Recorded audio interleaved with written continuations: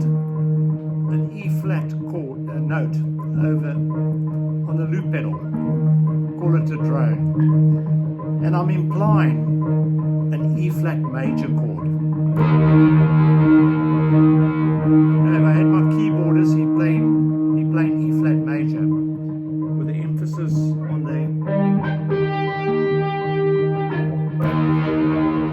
the G note, the major third of E flat, which makes it major.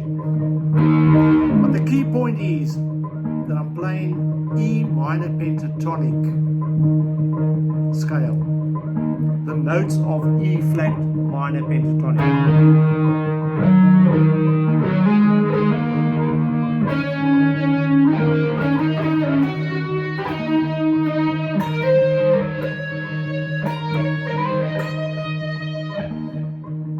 As you can see, I made mistakes, and this is one of my key points. You play in key centers that you're not familiar with. Now, I'm rock and roll and blues based player, self-trained, but I've spent the last 3,000 hours in the last 8 years on YouTube educating myself. Now, if you don't mind, if you can just bear with me, I'm going to give you some really important information. I'm just going to put that drain off and I'm going to continue the lesson.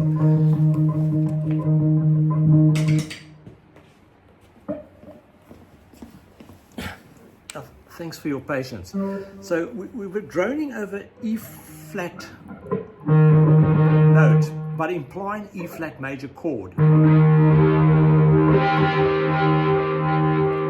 your background orchestra or your keyboardist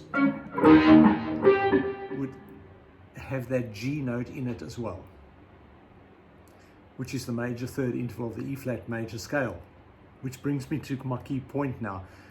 I'm using the notes of E flat minor, E flat minor pentatonic. Now, if I play E flat major chord and I sound the minor third, which is why E flat minor pentatonic is minor,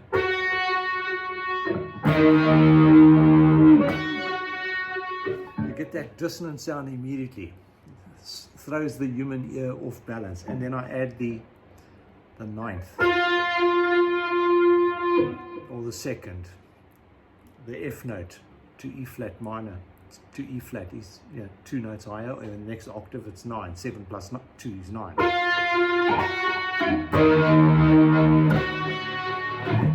That's a key point, that you play in things. You also play, you notice I was playing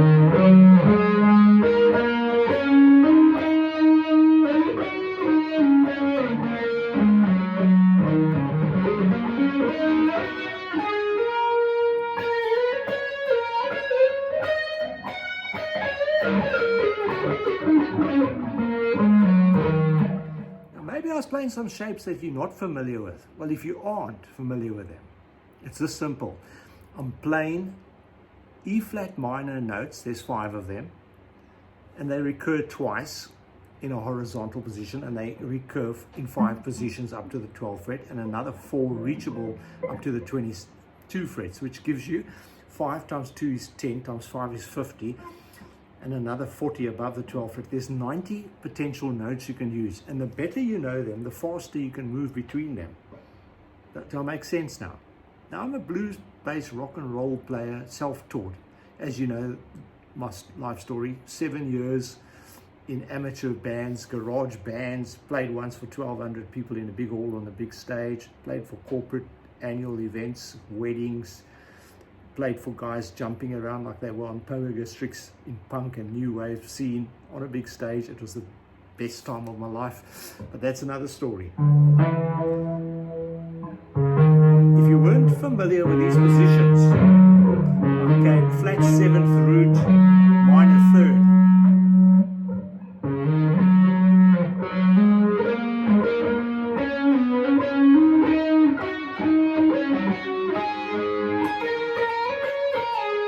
I urge you to learn them. I've got lessons on my channel, 3 notes per string, also knowing the 5 notes of minor pentatonic and stretchy licks. Now, if I went If you walked into a room and there was a jazz band playing and the bandmaster said we're going to be playing in C sharp minor pentatonic,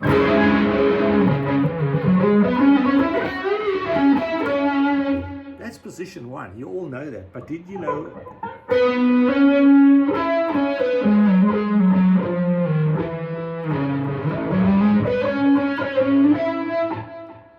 you can get a lot more exciting sounds?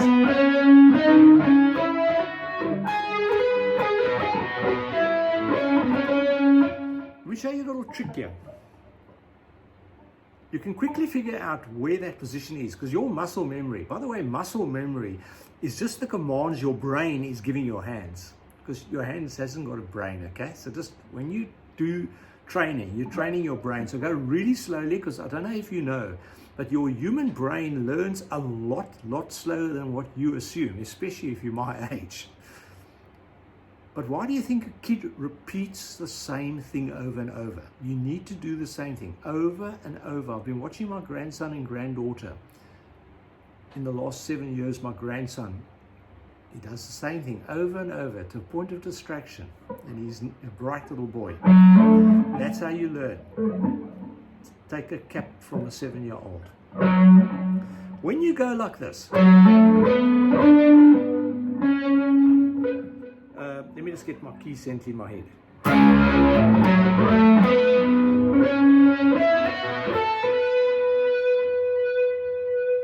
Oh no, what's wrong? I'm playing in B. I need to give myself a C sharp.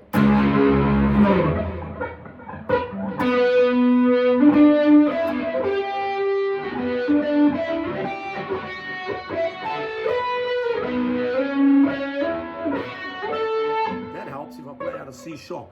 The key point that I want to make is when you do 2 minor third intervals on adjacent strings. Sorry about that, I was on the wrong, it's the way I'm sitting.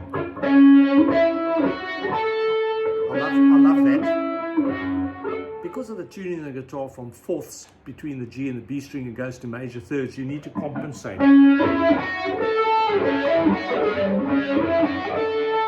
But when you've got 2 minor third intervals, or if I'm in E flat, for example,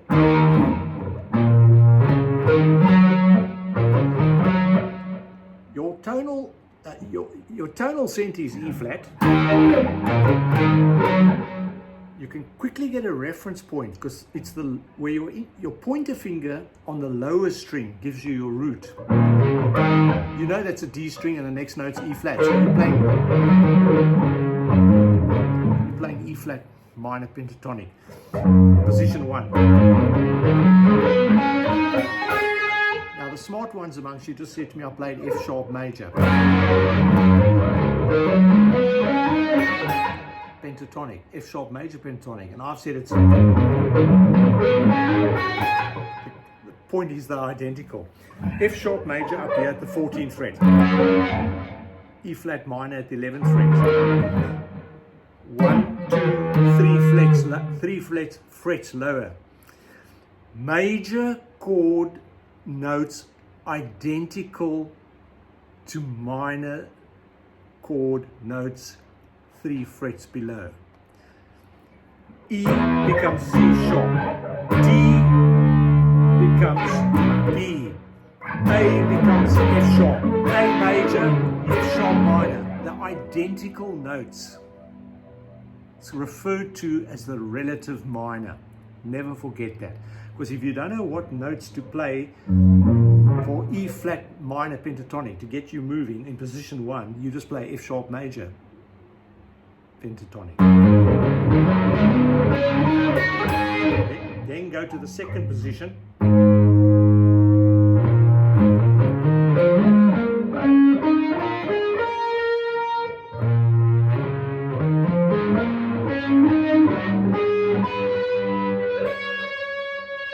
You follow and let your ear guide you.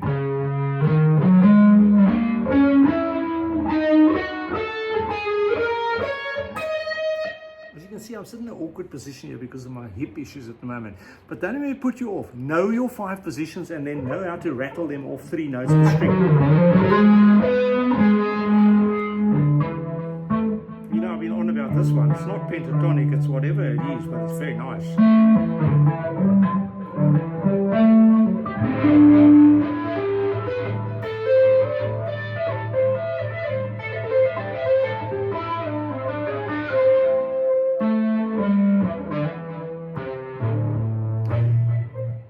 lesson on my channel about it.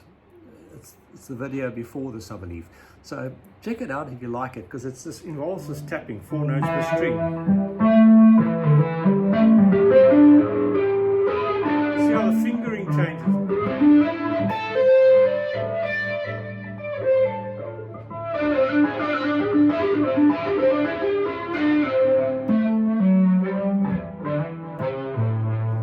I've still got to practice that, but that's for another lesson. So I've taught you major chord, play the minor pentatonic, and I've taught you about this minor third interval.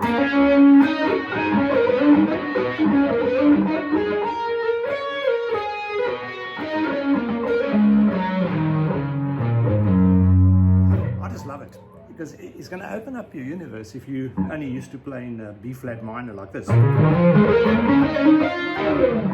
You can find your B flat. Hopefully we can find one.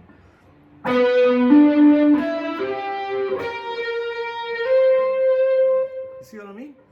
It's going to help you navigate. And I've shown you the relative minor.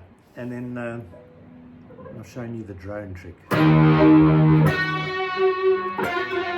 the ninth.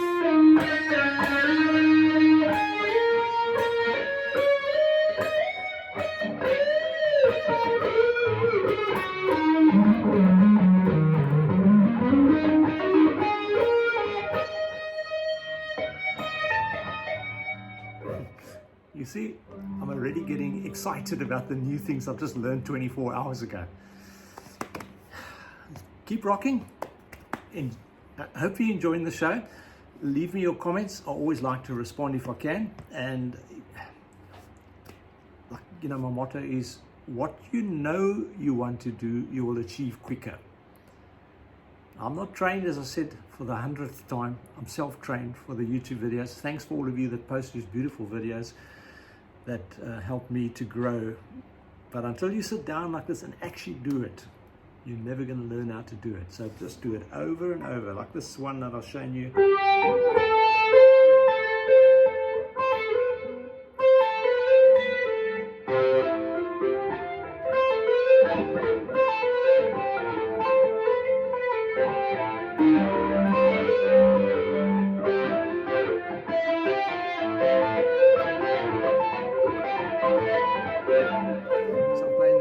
Back to front now, but that's the whole thing. You challenge yourself and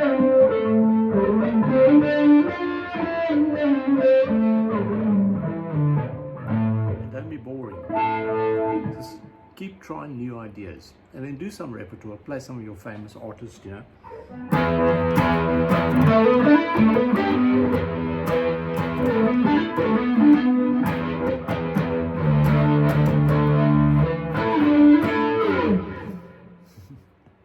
The era I grew up in. That was my first 7th single I ever bought with my own pocket money, age 12. Paranoid by Black Sabbath. Anyway, I hope you're enjoying the show. I've got a cover up on my channel. Check it out. Playing with my future son-in-law on drums. He's self-trained as well. Plays keyboards now and guitar. You're going to see him hopefully in future videos at some time. Cheers.